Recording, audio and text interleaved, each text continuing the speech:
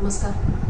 सावित्रीबाई फुले पुणे विद्यापीठाच्या संत ज्ञानदेव, संत नामदेव आणि संत तुकाराम अध्यक्षनाच्या वतीनं वारी विचारांची ह्या उपक्रमाअंतर्गत मी आज वारकरी संप्रदाय आणि स्त्रिया या विषयावरती बोलणार आहे. वारकरी संप्रदाय हा भारताच्या प्राचीन इतिहासापासून जे विविध धर्म, संप्रदाय, पंथ निर्माण झालेले आहेत त्यापैकी एक मोठा संप्रदाय अशा प्रकारचा आहे ज्याच्यामध्ये खूप मोठ्या संख्येने आपल्याला स्त्रियांचा सहभाग बघायला मिळतो. म्हणजे इसवी सनाच्या पूर्वीपासूनच वेदप्रामाण्य न मान्य असणारे काही म्हणजे बौद्ध धर्म, जैन धर्म असे काही धर्म हिंदू धर्मातून बाहेर पडून निर्माण झाले. त्यानंतर अगदी 10व्या 11व्या शतकापर्यंत वेगवेगळे पंथ आणि संप्रदाय निर्माण होत होते. वारकरी संप्रदायाची परंपरा आपल्याला माहिती आहे, जी किमान ज्ञानेश्वर महाराजांच्या तरी 2 पिढ्या आधी म्हणजे त्यांचे आजी आजोबा सुद्धा वारकरी होते. त्यामुळे ती किमान एक 10व्या 11व्या शतकापासूनची तरी परंपरा आपल्याला वारकरी संप्रदायाची माहिती आहे. आणि तेव्हापासूनच एक लक्षणीय सहभाग स्त्रियांचा या संप्रदायामध्ये आपल्याला पाहायला मिळतो. विशेषतः 13व्या शतकामध्ये जेव्हा ज्ञानेश्वर आणि भावंड, त्याच्यानंतर नामदेव महाराज, जनाबाई ही जी सगळी संत मंडळी होती, त्याच्यामध्ये संत गोरोबा होते, संत चोखामेळा होते, आणखी बरीच ही संतांची मांदियाळी ज्याला आपण म्हणतो, ही सगळी मंडळी जेव्हा होती तेव्हा विशेष करून अनेक स्त्री संत झाल्या वारकरी संप्रदायामध्ये. आणि मुळात त्या त्याच्यापैकी बऱ्याच जणींनी स्वतंत्र रचना सुद्धा केलेल्या आहेत असं आपल्याला पाहायला मिळतं. तर मुळात एवढ्या मोठ्या संख्येने वारकरी संप्रदायामध्ये स्त्रियांचा सहभाग का पाहायला मिळतो? वारकरी संप्रदायानं स्त्रियांना असं काय देऊ केलं, म्हणजे काय असं ऑफर केलं, अशी काय गोष्ट होती ज्याच्यामुळे स्त्रिया इतक्या मोठ्या संख्येने आकृष्ट झाल्या वारकरी संप्रदायाकडे? असा जर विचार आपण केला तर एक काही 5-6 गोष्टी प्रामुख्याने प्रकर्षाने आपल्याला जाणवतात. त्यातली सगळ्यात महत्वाची गोष्ट म्हणजे देवाची उपासना करण्याची मुभा, म्हणजे परमार्थाची एका अर्थाने जी मुभा आहे, जे स्वातंत्र्य आहे, ते तोपर्यंतच्या वैदिक धर्मामध्ये, पौराणिक धर्मामध्ये स्त्रियांना काही त्याचा अधिकार नव्हता. किंबहुना बहिणाबाई सिऊरकर ज्या तुकाराम महाराजांच्या शिष्य आहेत, त्यांचा वारकरी संप्रदायामध्ये सहभाग घेण्यापूर्वीचा जो त्यांच्या चरित्रातला जो अभंग आहे तोही आपल्याला माहिती आहे. त्या म्हणतात, वेद हाका देती पुराणे गरजती, स्त्रियेचे संगती हित नव्हे, मी तो सहज स्त्रियेचाची देह, परमार्थाची सोय आता कैची. म्हणजे मी केवळ स्त्री आहे, याच्यामुळे आता मला परमार्थ करता येणार नाही. आणि अशा पद्धतीची जी रचना होती समाजाची ती अगदी बराच काळ म्हणजे 17व्या 18व्या शतकापर्यंत सुद्धा तशी होती. पण ह्या सगळ्या पार्श्वभूमीवर वारकरी संप्रदायाचं हे वैशिष्ट्य ठरतं ते म्हणजे स्त्रियांचा मोठ्या प्रमाणावर सहभाग. आणि त्याचं मुख्य कारण ते म्हणजे परमेश्वराची उपासना करण्याचं त्यांना जे स्वातंत्र्य याच्यामध्ये मिळालं ते स्वातंत्र्य. म्हणजे यारे यारे लहान थोर याती भलती नारी नर, हा जो एक भेद कोणत्याही प्रकारचे मानायचे नाहीत. आणि तुम्ही नारी असा, तुम्ही नर असा, तुम्ही कोणत्याही जातीचे असा, पंथाचे असा, तुम्हाला इथे बोलावणं होतं, वारकरी संप्रदायामध्ये बोलावलं गेलं. आणि अशा प्रकारचं एक ओपन इन्व्हिटेशन या संप्रदायामध्ये असल्यामुळे आपल्याला मोठ्या संख्येने इथे स्त्रियांचा सहभाग हा पाहायला मिळतो. आणि तो 13व्या शतकापासून तर त्याचे लिखित पुरावे सुद्धा आपल्याला सापडतात. त्यामुळे तो भेदाभेद भ्रम अमंगळ हा जो मुद्दा आहे तो मला वाटतं समानतेचा जो मुद्दा आहे ते ह्याच्या मागचं खूप महत्वाचं कारण होतं. आणि ती परमार्थाची सोय, परमार्थ करण्याची मुभा ही अत्यंत त्याच्या मागची महत्वाचं कारण त्याच्यातलं आहे. आणखी एक कारण याच्यामध्ये काय असू शकतं तर एक लक्षात असं येतं की स्त्रियांना व्यक्त होण्याची मुभा या संप्रदायामध्ये मोठ्या प्रमाणावर मिळालेली दिसते. जसं मी मगाशी पण म्हटलं की 13व्या शतकातल्या या ज्या म्हणजे मुक्ताबाईंपासून जनाबाई असतील, सोयराबाई असतील, निर्मळा असतील, कान्होपात्रा असतील, तिथपासून ते अगदी बहिणाबाईंपर्यंत म्हणजे 17व्या शतकापर्यंत ज्या काही स्त्री संत होऊन गेल्या त्यांनी स्वतंत्र रचना केलेल्या आहेत. त्यांच्या त्यांना काय वाटतं आहे इथपासून ते अगदी आध्यात्मिक जाणीवा ज्या त्यांच्या आहेत त्या सुद्धा त्यांनी व्यक्त केल्या. म्हणजे मुक्ताबाईंचे आपल्याला अगदी कूट अशा पद्धतीचे आध्यात्मिक स्वरूपाचं काहीतरी उपदेश करणारे अशा पद्धतीचे अभंग सुद्धा आपल्याला, अशा प्रकारच्या रचना सुद्धा आपल्याला माहिती आहेत.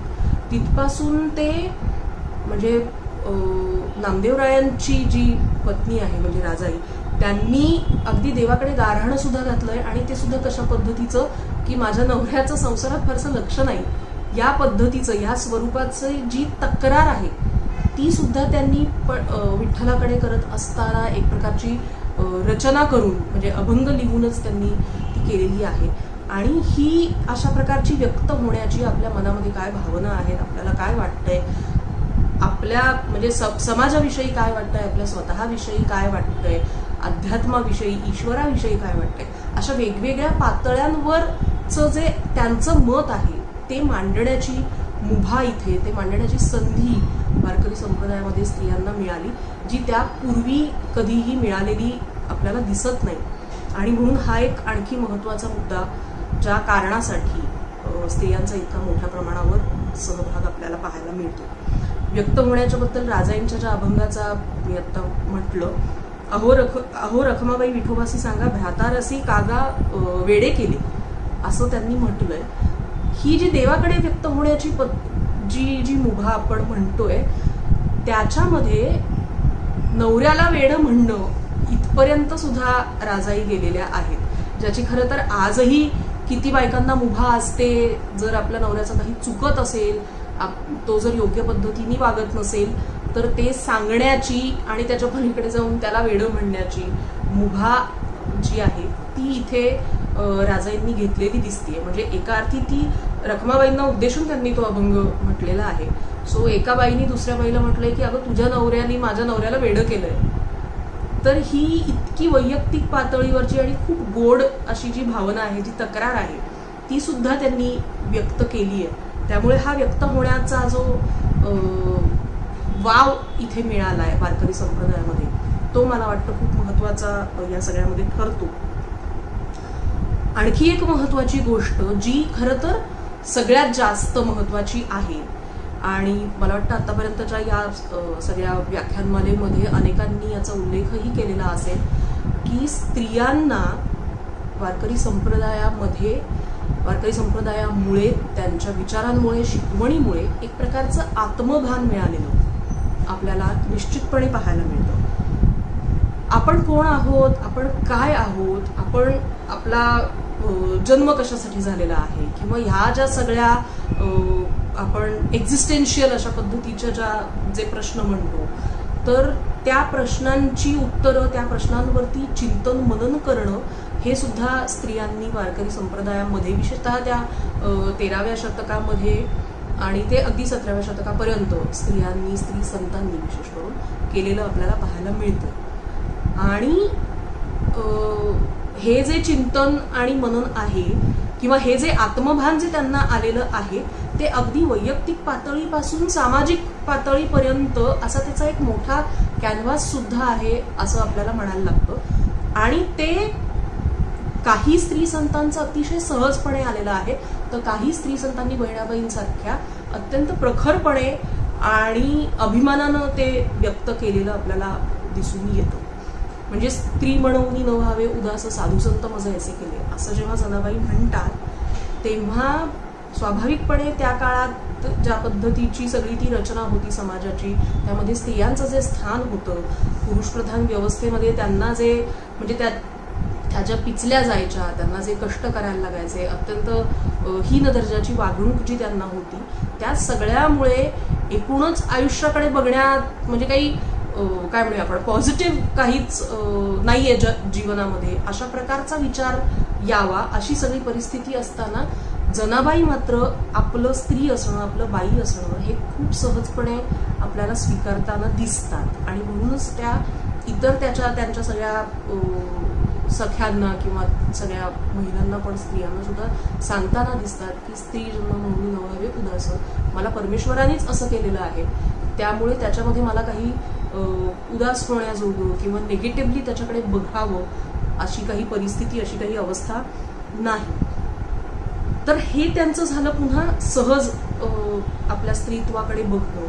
आणि त्याच वेळी मी म्हटलं तसं आपण आपली समाजामध्ये नेमकी काय जागा आहे, काय स्थान आहे आपल्या समाजामध्ये, आपल्याकडे लोक कोणत्या पद्धतीने बघतायत, आपण जर काही उद्या एखादी गोष्ट म्हटली, आपण जर एखादी कृती केली तर त्याचे काय पडसाद उमटतील, ह्या सगळ्याची सुद्धा इक्वली त्यांना जाणीव असलेली आपल्या लक्षात येतं. जेव्हा जनाबाई पुन्हा म्हणतात डोईचा पदर आला खांद्यावर भरल्या बाजारी जाईन मी, त्यांना पूर्ण कल्पना आहे की आपलं हे म्हणणं आणि आपण अशा पद्धतीनं वागणं याच्या काय प्रतिक्रिया उमटणार आहेत आणि त्या पूर्ण जबाबदारीनं हे विधान करतात. ही जी स्वतःच्या अस्तित्वाची आणि जी जाणीव आहे, ते जे आत्मभान आहे, ते मुळात त्यांना मला असं वाटतं की संप्रदायामध्ये ज्या प्रकारचं वातावरण होतं, ज्या प्रकारचं एक स्वातंत्र्य होतं, त्यातून त्यांना हे आत्मभान मिळालेलं आपल्या लक्षात येतं. किंवा आणखी एक म्हणजे आपल्या अस्तित्वाविषयीच्या जाणीवा आणि त्याच्याविषयीचं जे आपलं म्हणणं आहे ते सांगितलं गेल्याचं आणखी उत्तम उदाहरण म्हणजे सोयराबाईंचा अभंग, जो विटाळाविषयीचा त्यांचा अभंग आहे. देहासी विटाळ म्हणती सकळ, देहासी विटाळ म्हणती सकळ, आत्मा तो निर्मळ शुद्ध बुद्ध, असं त्यांनी म्हटलेलं आहे. आजही जिथे विटाळ आणि ह्या गोष्टी काही काही पॉकेट्समध्ये आपल्याला पाळल्या जाताना पाहायला मिळत आहेत, तेव्हा हे 700-750 वर्षांपूर्वीची गोष्ट तेव्हा आणखी जास्त प्रमाणामध्ये आणि आणखी कट्टरपणे हे सगळं पाळलं जात होतं, आपल्याला कल्पना आहे. आणि अशा वेळी ह्या सगळ्या विटाळाविषयी म्हणजे शरीर धर्माच्या विटाळाविषयी असेल किंवा जाती धर्माच्या सुद्धा अर्थात आहेच आहे, तर त्या विटाळाविषयी त्या अत्यंत प्रखरपणे हे सांगू पाहतात आणि आत्मा निर्मळ आहे हे अधोरेखित करून त्या सांगू पाहतात. त्याच्या पलीकडे जाऊन खरं तर विटाळा वाचवणी उत्पत्तीचे स्थान कोण देह निर्माण नाही जगी, हे सुद्धा त्या म्हणतायत. म्हणजे फक्त तो विटाळ आहे याच्या पलीकडे जाऊन, म्हणून आम्हाला एक काहीतरी कमी दर्जा दिला जातोय स्त्रियांना किंवा आमचं स्थान बरोबरीचं नाही असं मानलं जात आहे, ह्याच्या पलीकडे जाऊन इनफॅक्ट त्या स्टेटमेंट करतायत की ह्या विटाळा वाचून जर मानव देहच निर्माण होणार नाही तर ह्याचा कसला एवढा बाऊ करायचा. आणि त्यामुळे स्त्रियांचं जे स्थान आहे ते पुरुषांच्या बरोबरीचं आहे अशा पद्धतीचं हे विधान आहे. कारण तो जो मानव देह आहे ज्याच्या माध्यमातून तुम्ही परमेश्वराची प्राप्ती करू इच्छिता, परमेश्वराची उपासना करता, फॉर दॅट मॅटर मोक्ष तुम्हाला त्याच्यातून कदाचित मिळेल नाही मिळेल, तर हे जे साधन आहे मुळात शरीर हे, तर ते साधनच मुळात ह्या विटाळा वाचून निर्माण होऊ शकत नाही. अशा पद्धतीचं एक अत्यंत ठाशीव स्वरूपाचं म्हणणं सोयराबाई म्हणजे संत चोखामेळ्यांची जी पत्नी आहे ती आपल्याला इथे मांडताना दिसते, जे की अत्यंत महत्वाच्या अभंगांपैकी स्त्री संतांच्या तो एक अभंग आहे.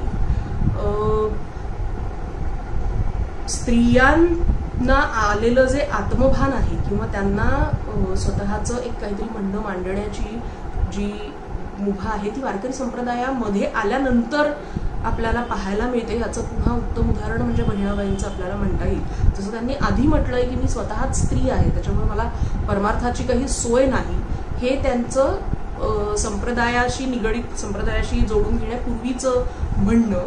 आणि संप्रदायामध्ये आल्यानंतर बहिणीसी भेटला तुका महावाक्य झाले पुका असं म्हणजे बहिणाबाईंना तुकाराम महाराज भेटल्यानंतर त्यांनी एकदा वारकरी संप्रदायामध्ये त्याच्याशी जोडून घेतल्यानंतर काय झालं तर त्यांना हे अशा सगळ्या पद्धतीचे अधिकार आपल्याला मिळालेले पाहायला मिळतात. महावाक्य फुका झाले, वेद आणि ह्या सगळ्या गोष्टी क्षुल्लक झाल्या, अशा पद्धतीचं एक घटना घडलेली आपल्याला इकडे पाहायला मिळते. त्यामुळे स्त्रियांना आलेलं आत्मभान हा आणखी एक महत्वाचा मुद्दा आहे जो वारकरी संप्रदायामध्ये आल्यानंतर स्त्रियांना मिळाला. किंवा वारकरी संप्रदायानं तो त्यांना दिला असं आपण म्हणू शकतो. ह्याच्याच बरोबरीनं स्वातंत्र्य हा सुद्धा आणखी एक महत्त्वाचा मुद्दा आहे.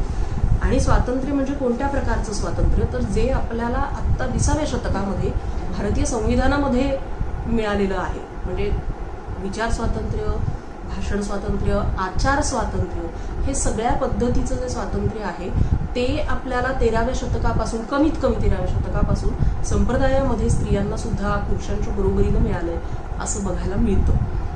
म्हणजे अर्थात त्यांनी, स्त्री संतांनी ज्या पद्धतीच्या रचना केल्या त्यावरून तर आपल्या लक्षात येतच की त्यांना ते भाषण स्वातंत्र्य आणि विचार स्वातंत्र्य होतं. त्यांना जे म्हणायचं होतं, त्यांना जे वाटत होतं, त्यांना जे व्यक्त करायचं होतं ते सगळं त्यांनी व्यक्त केलेलं आहे. आणि नुसतंच व्यक्त केलंय, आपल्यापाशी केलंय, आपल्याबरोबरच्या 4 लोकांना, फक्त घरातल्या लोकांना सांगितलंय अशातला भाग नाही, तर त्या सगळ्याची लिखित नोंद केलेली आहे. म्हणजे त्यांनी ते जाहीरपणे म्हटलेलं आहे, सार्वजनिकरित्या जाहीर व्यासपीठावर म्हणूया आपण, त्यांनी म्हटलेलं आहे. त्यामुळे हे विचारांचं आणि भाषणाचं जे स्वातंत्र्य आहे ते तर त्यांना मिळालंच मिळालं. त्याच्या पलीकडे जाऊन आचाराचं स्वातंत्र्य, संचार स्वातंत्र्य म्हणूया त्याला, तेही एक त्याच्यातला तोही महत्वाचा भाग आहे जो आपल्याला आजही वारकरी संप्रदायाच्या उपासना पद्धतीमध्ये पाहायला मिळतो, ज्याला आपण वारी म्हणतो सगळे. की पंढरपूरला विठुरायाच्या दर्शनासाठी आषाढी आणि कार्तिकीला जायचं, त्याच्यामध्ये ह्या वारीच्या सगळ्या सोहळ्यामध्ये मोठ्या संख्येने आज सुद्धा स्त्रियांचा सहभाग आपल्याला पाहायला मिळतो. आणि मुळात त्याचं कारणच हे आहे की या पद्धतीचं स्वातंत्र्य स्त्रियांना वारकरी संप्रदायामध्ये मिळालेलं आहे. तिथे वारीमध्ये गेल्यानंतर आपण अगदी आज सुद्धा जर त्या तिथल्या स्त्रियांशी बोललो तर त्यांच्याही बोलण्यामध्ये हे उल्लेख, स्वातंत्र्याचे उल्लेख जे आहेत ते वारंवार येतात. की एरवी वर्षभर आम्ही जेव्हा घरी आमच्या गावी असतो तेव्हा आम्हाला कुठे जायचं असेल, काही करायचं असेल, घरातल्या लोकांना विचारावं लागतं, अनेकदा त्यांची परवानगी नसते, कसं वागायचं, कसं बोलायचं, कोणाशी बोलायचं, किती बोलायचं, ह्या सगळ्यावर एक प्रकारची बंधनं आहेत जी इथे वारीत आल्यानंतर मात्र ती कोणत्याही प्रकारची बंधनं पाळावी लागत नाहीत. आणि त्यामुळे तो एक मुक्त अवकाश प्राप्त होतो, जो अर्थातच खूप आधीपासून, म्हणजे वारीची परंपरा जेव्हापासून आहे तेव्हापासूनचं हे संचार स्वातंत्र्य जे आहे ते संप्रदायामध्ये स्त्रियांना उपभोगता आलेलं आहे. त्याच्यामध्ये वारीच्या त्या सगळ्या सोहळ्यामध्ये मित्रभाव हा खूप महत्वाचा म्हणावा लागेल. कारण आज सुद्धा बायका आणि पुरुष सगळा भेद विसरून नाचत गात एकमेकांबरोबर खेळत, फुगड्या घालत वगैरे अशा पद्धतीने जात असतात. तेव्हा ही स्त्री आहे आणि तो पुरुष आहे, तर त्यांनी एकमेकांचे हात कसे धरावेत, त्यांनी एकमेकांना नमस्कार करताना स्पर्श कसा करावा, फुगड्या कशा घालाव्यात, हा विचार येत नाही. तर तेव्हा तो एक प्रकारचा मित्रत्वाचा जो भाव आहे तो फार महत्वाचा आहे असं मला वाटतं. आणि हा भाव सुद्धा, मैत्रभाव सुद्धा अगदी तेव्हापासून, म्हणजे ते किमान 13व्या शतकापासून आपल्याला पाहायला मिळतो, जो जनाबाईंच्या अभंगातून सुद्धा व्यक्त झालेला आपल्याला माहिती आहे. ज्ञानाचा सागर सखा माझा ज्ञानेश्वर, तर तो सखा असणं, ज्ञानेश्वरांनी जनाबाईंचा सखा असणं हे खूप मोकळेपणानं जनाबाईंनी स्वतः व्यक्त केलंय. आणि तेव्हा संप्रदायामध्ये स्त्री पुरुषांमधलं सख्य हे जे नातं आहे, सख्यत्वाचं जे नातं आहे ते स्वीकारलेलं आपल्याला बघायला मिळतंय. अगदी आत्ता म्हणजे 2000च्या मागे पुढे सुद्धा 21व्या शतकात सुद्धा मुलींना कॉलेजमध्ये वगैरे किंवा शाळेमध्ये वगैरे जात असताना जर कोणी मुलगा मित्र असेल तर त्याला पटकन भाऊ मानून टाका, असं एक प्रकारचं कंपल्शन आपल्याला आजही, कदाचित शहरी भागामध्ये हे कंपल्शन नसेल पण ग्रामीण भागामध्ये आपल्याला आजही बघायला मिळतं की जर कोणी मित्र असेल तर नाही तो माझा मानलेला भाऊच आहे, तो मला भावासारखाच आहे, असं लेबलिंग करायचं त्या स्त्री पुरुष नात्याचं, असं कंपल्शन आपल्याला पाहायला मिळतं. जेव्हा की इतक्या वर्षांपूर्वी वारकरी संप्रदायामध्ये अशा पद्धतीची ही मुभा, सख्यत्वाच्या नात्याची मुभा आपल्याला पाहायला मिळते. त्यामुळे तोही त्यातला, त्या सगळ्या स्वातंत्र्यामधला एक महत्वाचा भाग आहे. आता ह्या ज्या सगळ्या गोष्टी म्हणूया ज्या वारकरी संप्रदायाने स्त्रियांना दिल्या त्या बऱ्याचशा वैयक्तिक पातळीवर होत्या. ह्याच्या पलीकडे जाऊन सामाजिक पातळीवर सुद्धा अनेक गोष्टी वारकरी संप्रदायामध्ये स्त्रियांना मिळाल्याचं आपल्या लक्षात येतं. तर यातला सगळ्यात मुख्य आणि एक आत्मविश्वास देणारा भाग म्हणूया किंवा स्वतःच्या अस्तित्वाची दखल घेतली गेल्याचं जे एक प्रकारचं सुख असतं ते ज्याच्यातून येतं ते म्हणजे समाज व्यवहारामध्ये आपल्याला सहभाग घेण्याची मिळालेली मुभा, त्यातला वाव जो मिळतो तो, जो पुन्हा एकदा आपल्याला वारीमध्ये सुद्धा पाहायला मिळतो. एक स्वतंत्र घटक म्हणून प्रत्येक स्त्रीला तिथल्या मोजलं जातं, तिची गणना केली जाते, 4 चौघांमध्ये मिळून मिसळून तिला तिथे राहता येतं. त्यामुळे अशा प्रकारच्या एक सामाजिक म्हणजे आपलं कुटुंब ह्याच्या पलीकडे जाऊन एका मोठ्या समाजामध्ये त्या समाजाचा आपण एक स्वतंत्र घटक आहोत, स्वतंत्र भाग आहोत, अशा प्रकारची जी जाणीव आहे ती इथे त्यांना मिळते. त्या समाज व्यवहारामध्ये त्यांना एक त्यांचं स्वतंत्र स्थान मिळतं. ही अत्यंत महत्वाची गोष्ट आपल्याला पाहायला मिळते. म्हणजे नुसतंच स्थान मिळतं म्हणजे तुम्ही चला अशातलाही भाग नाही, त्याच्यामध्ये त्यांच्यावर काही जबाबदाऱ्या सुद्धा दिलेल्या आपल्याला पाहायला मिळतात. म्हणजे आजही आपण बघतो वारीत काही स्त्रियांच्या डोक्यावर तुळशी वृंदावन असतात, विठ्ठल रखुमाईची मूर्ती घेऊन कोणी चालतं, पाण्याचे हंडे असतात. सो त्या सगळ्या सिस्टीम मध्ये आपला काहीतरी रोल आहे, आपली काहीतरी भूमिका आहे.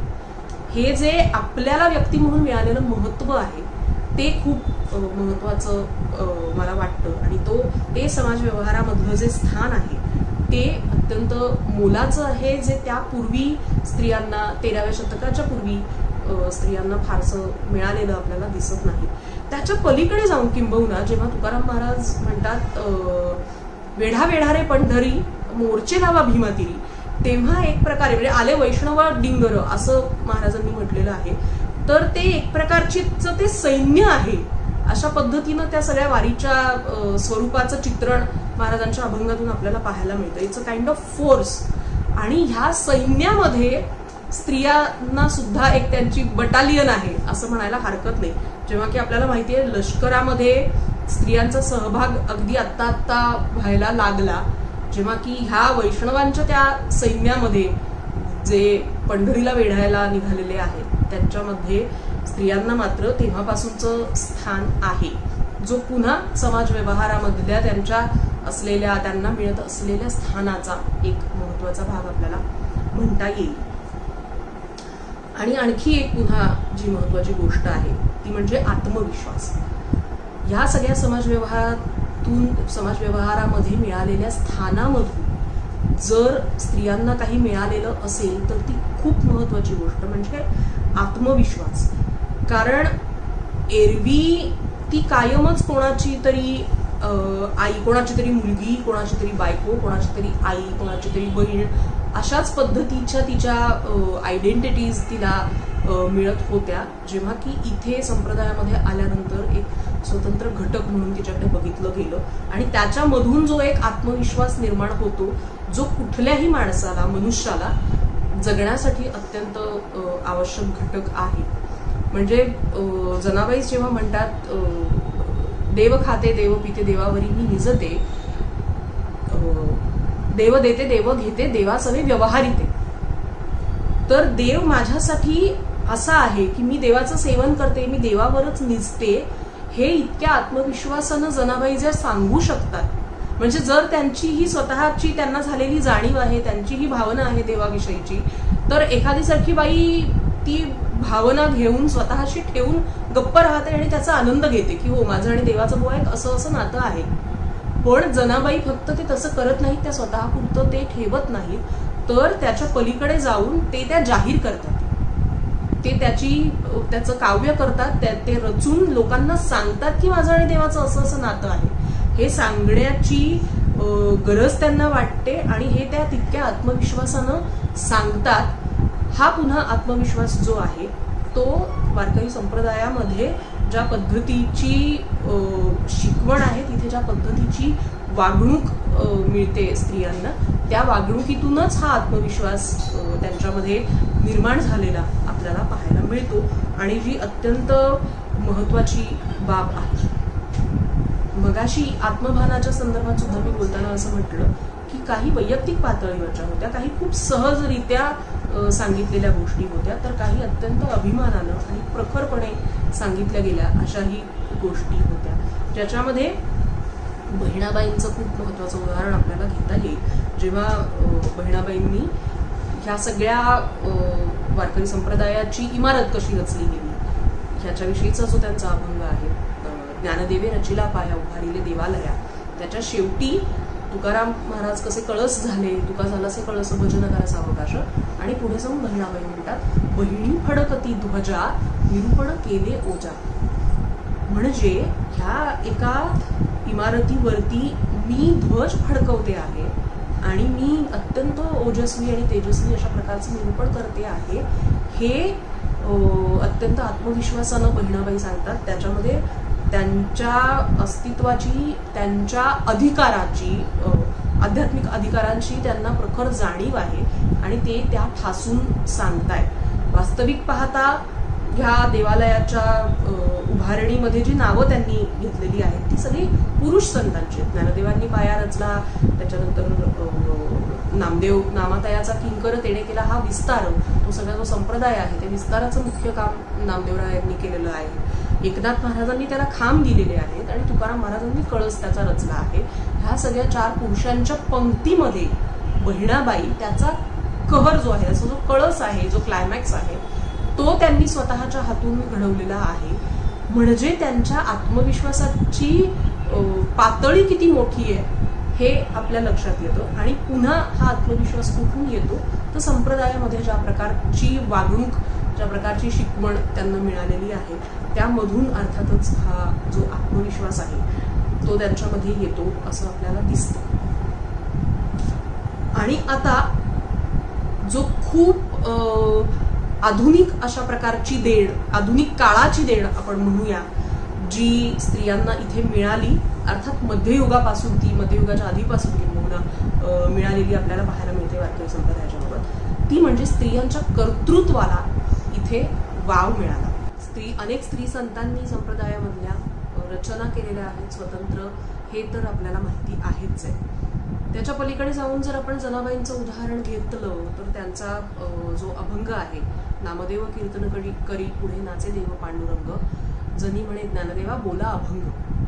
तर आता वाळवंटात जेव्हा हा सगळा खेळ या मंडळींनी मांडलेला होता, कीर्तन जेव्हा सगळं म्हणजे सुरू होत होतं, तेव्हा नामदेवराय जर समजा कीर्तनाला उभे आहेत, त्यांच्या सगळ्या विश्वासाप्रमाणे, मान्यतेप्रमाणे स्वतः पांडुरंग इथे कीर्तन ऐकायला, नाचायला तिथे आलेला आहे. आणि ह्या सगळ्यामध्ये त्याची जी एक रचना आहे कीर्तनाची, तर कोणीतरी एक अभंग म्हणायला, चाली म्हणायला जे असतात, तर ती भूमिका ज्ञानदेवांच्याकडे, माऊलींच्याकडे आहे. आणि हे आता तुम्ही चाल म्हणा आता पुढे अभंगाची, हे सांगतायत कोण, तर हे सांगतायत स्वतः जनाबाई, ज्या म्हणजे स्त्री आहेत. त्याच्या पलीकडे जाऊन नामदेवरायांच्या घरामध्ये दासी म्हणून त्या काम करत होत्या, आपल्याला माहिती आहे.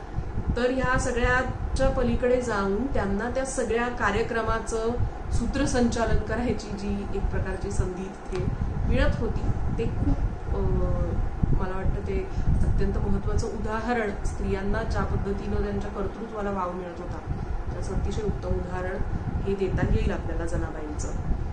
त्याच्यानंतर आणखी एक महत्त्वाचं उदाहरण अर्थातच मुक्ताबाईंच्या माध्यमातून आपल्याला देता येतं.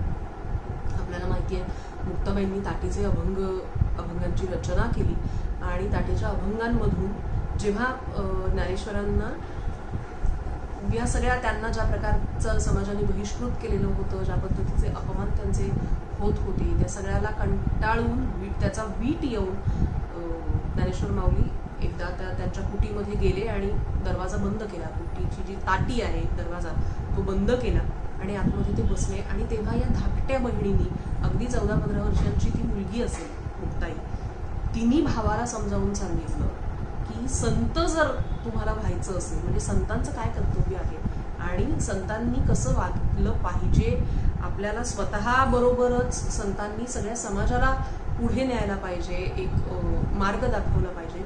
आणि ही संतत्वाची जी व्याख्या आहे ती ताटीच्या अभंगांमधून मुक्ताबाईंनी केलेली आपल्याला बघायला मिळते.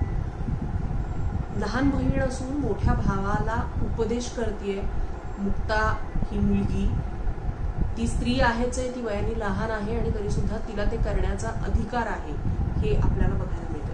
मुक्ताबाईंच्या बाबतीत विशेषतः त्यांनी पुढे सुद्धा म्हणजे 20व्या वर्षापर्यंत म्हणजे समाधी त्यांची ज्या तेजोगिरीन त्या जे झाल्या विजेमध्ये ज्या गुप्त झाल्या लुप्त झाल्या तोपर्यंत त्यांनी आणखीही अशा काही गोष्टी केलेल्या आहेत. आणखीही 2 महत्त्वाच्या व्यक्तींना त्यांनी उपदेश केलेत. एक म्हणजे नामदेवरायांना त्यांनी जो उपदेश केला, उपदेश म्हणण्यापेक्षा त्यांनी एका अर्थी कान पिळले असंही म्हणायला हरकत नाही की अखंड जयाला देवाचा शेजार कार्य अहंकार गेला नाही असं त्यांनी सांगितलं. आपल्याला माहिती आहे नामदेवरायांच्या हातची खीर पांडुरंगानं खाल्लेली होती आणि अत्यंत जवळचा भक्त पांडुरंगाचा तो म्हणजे नामदेवराय. आणि असं असून सुद्धा अहंकार मात्र गेलेला नाही नामदेवरायांचा असं जेव्हा मुक्ताईच्या लक्षात आलं तेव्हा त्यांनी हे बोलून दाखवलं आणि ती गोष्ट अधोरेखित केली. आणि का नंतर त्यांनी सांगितलं तर गुरु नाही केलेला आणि मग तिथून पुढे आपल्याला माहिती की नामदेवरायांनी गुरु केला वगैरे. आणि आणखी एक महत्वाची गोष्ट जी घटना त्यांच्या मुक्ताबाईंच्या आयुष्यातली ती म्हणजे चांगदेवांच्या अनुषंगाने आपल्याला माहिती आहे जेव्हा चांगदेवांनी ते कोरं पत्र पाठवलं तेव्हा पुन्हा मुक्ताबाईंनी अत्यंत तिखट अशी टिप्पणी केलेली की 1400 वर्ष जगलेला हा योगी सिद्ध पण त्यांनी तो कोराच राहिला इतकी वर्ष जगून सुद्धा. आणि मग अर्थात चांगदेवांनी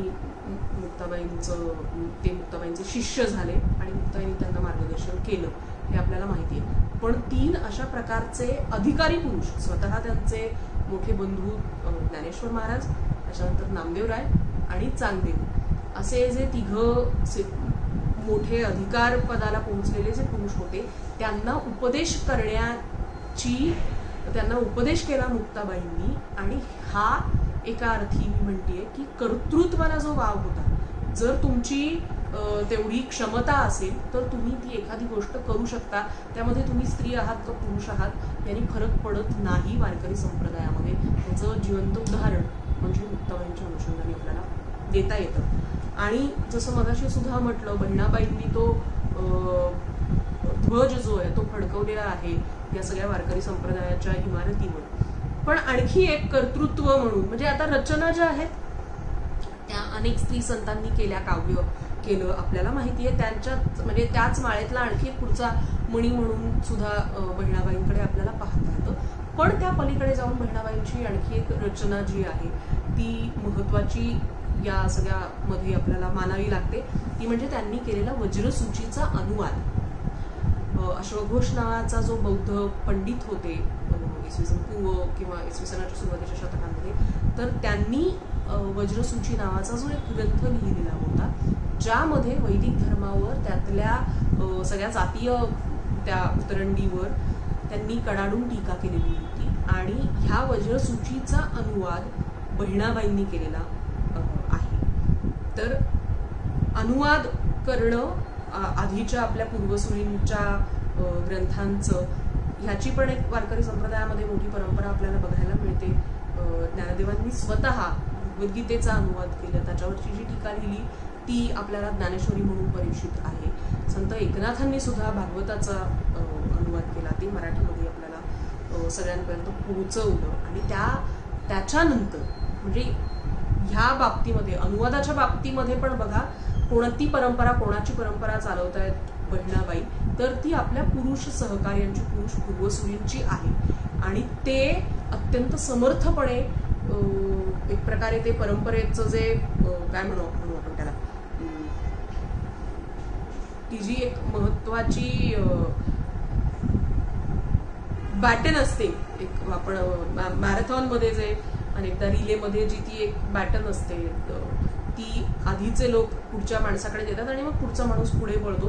तर त्या पद्धतीची ही अनुवादाची आधीच्या कुठल्या तरी अत्यंत महत्वाच्या एखाद्या ग्रंथाचा अनुवाद करण्याची बॅटन जी आहे ती बहिणाबाईंनी पुढे नेलेली आपल्याला पाहायला मिळते. आणि म्हणूनच पुन्हा एकदा स्त्रियांच्या कर्तृत्वाला सुद्धा इथे मोठ्या प्रमाणावर वाव मिळालेला संप्रदायामध्ये आपल्याला बघायला मिळतो. अशा तऱ्हेनं आपल्याला वारकरी संप्रदायामध्ये स्त्रियांचं काय काम आतापर्यंत, किंवा संत स्त्रियांचं म्हणूया, काय काम झालेलं होतं, त्यांना कशा पद्धतीचं स्थान होतं, हे आपल्याला सगळ्या या स्त्री संतांच्या चरित्रांवरून पाहायला मिळतं. अगदी आत्ता आपण 20व्या शतकामध्ये सुद्धा जर पाहिलं तर अशाही स्त्रिया आहेत ज्यांनी वारकरी संप्रदायामध्ये कर्तृत्व गाजवलेलं आपल्याला बघायला मिळतं. संत गाडगे महाराजांनी ही सगळी समाज प्रबोधनाची जी वारकऱ्यांची परंपरा आहे ती वेगळ्या पद्धतीने त्यांच्या वेगळ्या शैलीमध्ये पुढे चालवलेली आपल्याला माहिती आहे. गाडगेबाबांच्या संत गयाबाई मनमाडकर म्हणून ज्या होत्या, त्यांनी कीर्तनकार होत्या त्या, आणि त्यांचा आजही पंढरपूरमध्ये मठ आहे आणि त्यांचं एक मोठं कर्तृत्व आपल्याला पाहायला मिळतं. त्याच्यानंतर आळंदीमध्ये पण जनाबाई हरपळे म्हणून ज्या होत्या, तर त्यांनी सुद्धा मोठ्या प्रमाणावर काम संप्रदायाचं केलेलं आपल्याला माहिती आहे. ह्याच्या पलीकडे जाऊन आपल्याला जैतूनजींचा सुद्धा उल्लेख करता येईल. आपल्याला माहिती आहे मुस्लिम समाजामधून आलेल्या त्या स्त्री होत्या, अगदी आत्ताचीच गोष्ट आहे, आणि त्यांनी सुद्धा अनेकांना वेगवेगळ्या पातळ्यांवर उपदेश करून अनेक लोकांना वारकरी संप्रदायाकडे वळवल्याचं आपल्याला माहिती आहे. सो अगदी आत्तापर्यंत वारकरी संप्रदायामध्ये स्त्रियांनी केलेलं जे महत्त्वाचं आणि दखल घेण्याजोगं, दखलपात्र असं जे काम आहे ते आपल्याला पाहायला मिळतंय. आजही जरी पारंपरिक फडांमध्ये स्त्रियांनी कीर्तन करण्याची परंपरा नसली तरी सुद्धा अनेक कीर्तनकार आहेत ज्या वेगवेगळ्या महिला कीर्तनकार ज्या वेगवेगळ्या सप्ताहांमध्ये कीर्तनं करतात, आणि त्यांचं म्हणजे आपल्याला सातारकर महाराजांची कन्या ज्या आहेत त्याही माहिती आहे, त्यांचंही नाव आपल्या परिचयाचं आहे. तर अशा अनेक महिला कीर्तनकार आजही जागोजागी गावोगावी आपल्याला दिसतात आणि त्यांच्याही कीर्तनांना मोठी गर्दी होते. त्यांच्याकडून 4 गोष्टी उपदेशाच्या शिकण्याची लोकांची सुद्धा इच्छा असते. तर अशा रीतीनं स्त्रिया ह्या आधीच्या वैदिक परंपरेनुसार अत्यंत हीन दर्जाच्या आहेत असं न मानता वारकरी संप्रदायानं त्यांना जी मोकळीक दिली त्यामध्ये स्त्रियांनी निश्चितपणे आपला एक वेगळा ठसा उमटवलेला आपल्याला दिसतो. किंबहुना बहिणाबाई सिऊरकर त्यांचे शिष्य दिनकवी नावाचे ते त्यांचा उल्लेख समर्थ असा करतात. म्हणजे हे स्त्रियांच्या ठाई असलेलं जे सामर्थ्य आहे ते वेळोवेळी वारकरी संप्रदायामध्ये लोकांनी त्याची दखल घेतलेली आहे हे सुद्धा आपल्याला बघायला मिळतं. आणि असा हा समर्थ जो वारसा आहे तो इथून पुढे सुद्धा संप्रदायामध्ये चालत राहील असा विश्वास वाटतो आणि तो चालत राहो अशी या निमित्ताने विचारांच्या वारीच्या निमित्ताने